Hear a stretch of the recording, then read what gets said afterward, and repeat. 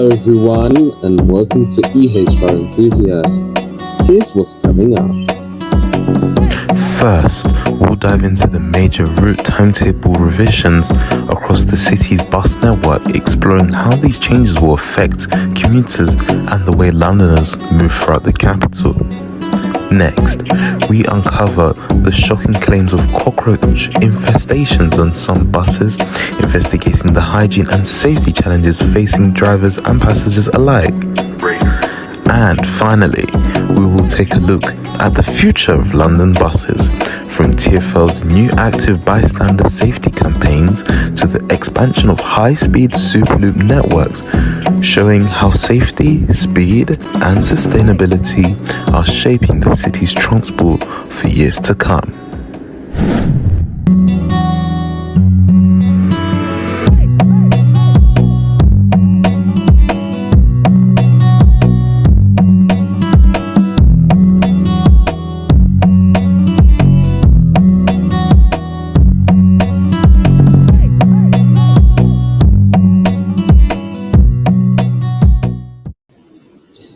Welcome to the program, everyone. I'm EHR Enthusiast in London.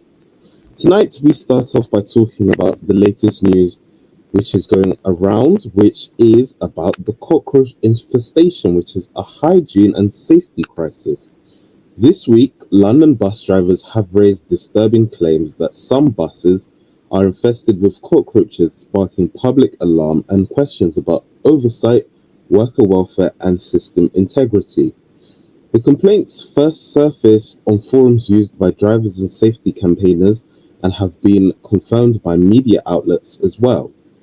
Photographs and videos shared showed the insects crawling along seats, which seem to be hiding in floorboards, gaps, and most shockingly appearing in driver rest areas and even in a drink container. Which London bus routes are infested with cockroaches?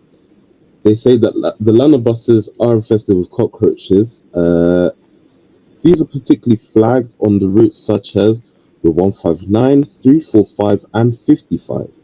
One driver on the 55 says that they reached to take a sip of a drink during their break and only to find something in their mouth. The driver said, quote, "I spat it out, saw it was a cockroach. I felt sick and ended up vomiting." The driver recounted this isn't just a sensational anecdote, it's part of the broader series of complaints indicating that these incidents are neither isolated nor a one-off. Transport for London has responded cautiously, stating that buses are cleaned daily, welfare facilities are cleaned multiple times per day, and that any buses reported for infestation will be taken out of service, undergo inspection, deep cleaning, or treatment as needed. TfL does stress that reports of cockroaches are very rare. But drivers and unions are challenging that narrative. They argue that the inconsistency in cleaning contracts, cost pressure, and fragmented oversight have allowed hygiene standards to slip. The London Bus Forum, representing many drivers, has demanded professional fumigation, stricter sanction protocols, and more accountability for the operators.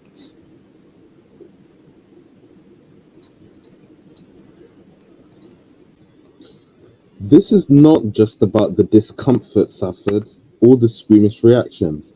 Infestations in enclosed public transport raise public health concerns, especially in relation to allergies, asthma, and general sanctions.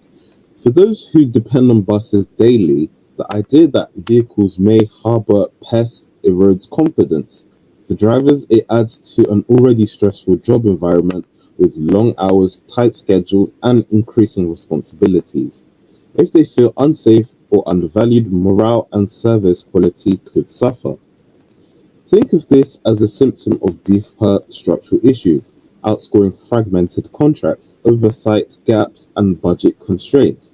If transportation agencies can't keep buses clean, what else might be slipping beneath the radar? And we're just going to have a look here at some of those photos which we've seen surfacing across the internet as well. The 8th of October, a London bus driver experienced something truly disturbing while on break at the Streatham canteen. She had a can of drink sitting in the side pocket of her rucksack. When she took a sip, something didn't feel right.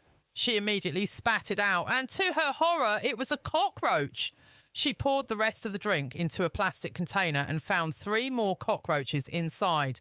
This wasn't an isolated incident. Multiple reports from drivers and passengers have raised similar concerns across various London bus routes. Photographic and video evidence has been shared with London bus forums and is now under review. We are calling for urgent action from Transport for London.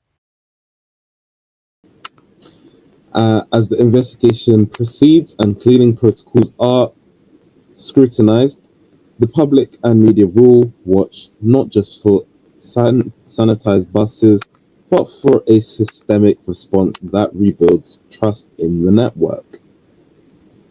Right, so coming up after a short break, we're going to talk about major routes, timetable revisions, and what we could see undergoing substantial change in their service design. We'll have that all after the short break.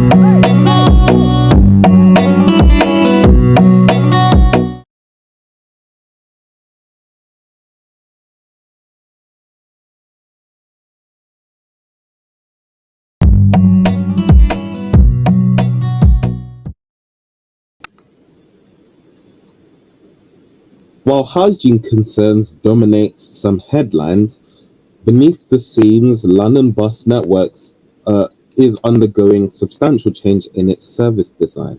Adjustments that affect how people commute is how arteries connect and how congestion is managed.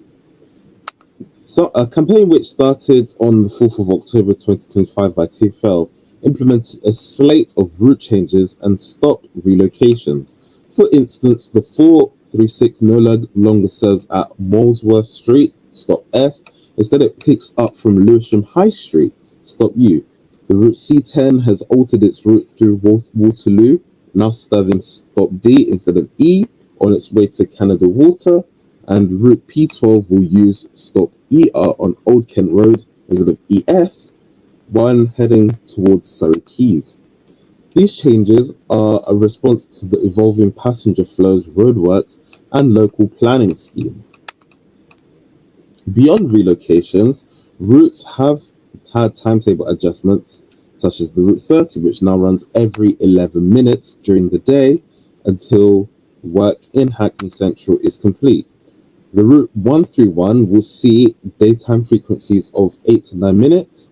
Other routes such as 165, 179, 193, 252, 256, 297, and 365 have seen tweaks to first/last journey times or added journeys, especially during peak and inter-peak hours. These changes may seem granular, but they affect significant strategy recalibration. Post-pandemic travel patterns have shifted. Homeworking, nightlife, events, schedules, and borough-level development all influence demand, and TfL must balance capacity, operating costs, and the reliability.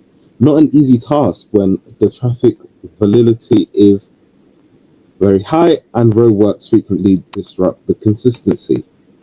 There is a risk, of course, in frequent changes, confusion among regular users, and mismatches between old habits and new stops, and reliance on digital tools such as the app and journey planners, and a lot of the bus stop apps may disadvantage older passengers or those less tech savvy.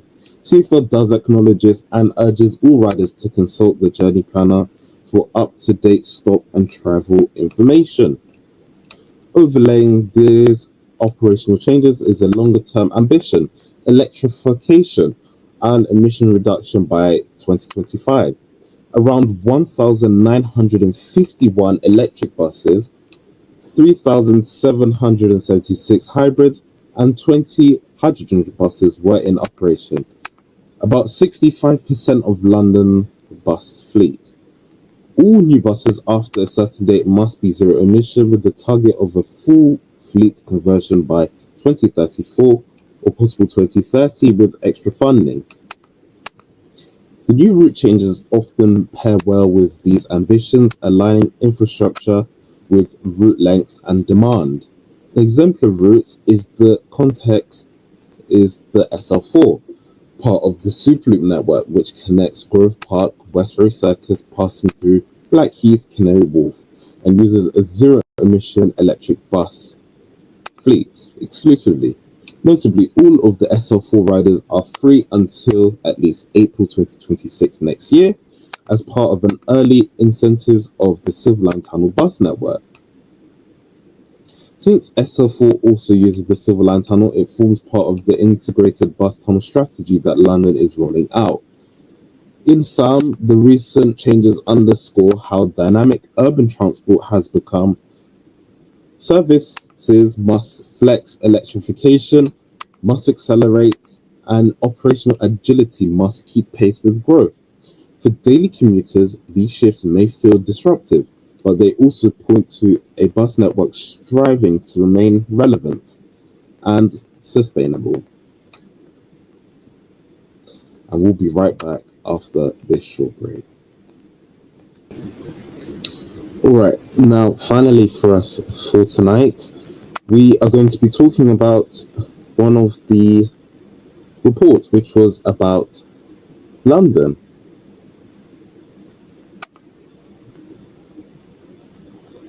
The London bus network is seeing two major developments that speak to passengers' system tolls. Those are how it's safe and it feels and how fast it can get where you need to go. Let's start with safety because this month Transport for London launched a powerful new campaign across buses, bus stops and bus stations called Be the Reason Someone Feels Safe. It's part of TfL's wider active bystander initiative, which aims to tackle harassment, abuse and hate crimes on public transport, especially late at night on routes busy commuting corridors. And if you have noted previously, we've spoken about the attack at Stratford Station where Ellie Aline had to respond to an alarm which none of the staff at the station responded to. And previously, before that last year, we spoke about how TfL and Sadiq Khan put in CCTVs at bus shelters to provide more safety, and they've also increased the amount of police who are out at night as well to help that issue as well. If you see someone being harassed or feeling unsafe, don't look away. TfL's posters and onboard screens encourage passengers to step in safely. That could mean checking in with a victim after an incident, distracting the aggressor, or reporting directly to the bus driver or via the Report It to Stop It portal. TfL says this campaign was driven by a troubling rise in reports of verbal harassment, unwanted approaches, and antisocial behavior across the network. In a recent commuter survey, 1 in 5 Londoners said they've witnessed harassment on public transport in the past year, but fewer than half reported it. The new campaign tries to bridge that gap, reminding passengers that silence can be dangerous too. It's a change in culture TfL wants to hardwire into its system. The agency is working with charities like Hold Back and the Susie Lumplug Trust, as well as the Metropolitan Police's Safer Transport team, to train staff in de-escalation and trauma-informed response. Even digital ad screens at major interchanges like Waterloo, Victoria and Canary Wharf are now running animated vignettes showing what positive intervention looks like in real time. For bus passengers, particularly women, students and night shift workers, the campaign's visibilities feel overdue, but the key takeaway is that safety isn't just TfL's responsibility, it's everyone's responsibility. But safety isn't only the front line. London is also trying to make buses faster, more direct, and better connected, particularly for people who live in the outer boroughs. This month, Sadiq Khan has confirmed that the next phase of the Superloop network, which is an express orbital bus route designed to ring London with high-frequency limited stops, The expansion introduces 3 new corridors in October 2025, linking Bromley, Sutton, Ealing, Wembley and Tottenham and Walthamstow, cutting travel times between the boroughs that previously required detours through central London. The Superloop 2.0, as some are calling it, is TfL's Quiet Revolution, a bus-based version of the orbital railway the city never quite built, using dedicated bus lanes, signal parity, and all-electric double-deckers. These new routes are designed to deliver tube-like convenience at a fraction of the cost. Bloomberg UK reports that early Superloop routes have seen ridership of up to 18% compared with previous expansion levels, with particularly strong take-up in the west and south corridors. TfL plans to integrate contactless fare, capping this specifically for the Superloop routes, allowing passengers to hop on and off without a penalty. One passenger from Harrow told reporters that it's used to take me almost 90 minutes to get to my shift in Wembley Park. Now it's half that. The Superloop is a game changer, and of course the critics warn that the express bus can only do so much without more bus priority lanes and stricter enforcement of parking and loading restrictions. TfL acknowledges this and is noting that over 25 kilometres of the new Red Route bus lanes are under consultation, including Croydon, Brent and Haringey. So we can look forward to seeing that. So when you step onto a bus tonight, make sure that you look around. The person behind you, beside you, the bus driver ahead, the routes that's just been redrawn, they're all parts of a system evolving in real time, and the future of London buses isn't just electric, it's empathetic as well. And that's it for now. Remember, if you ever miss our show, you can always find the latest episode shortly after it airs on our podcast. And remember, you can always catch us online, on our website, and all over social media. Thanks for watching, and goodbye from London.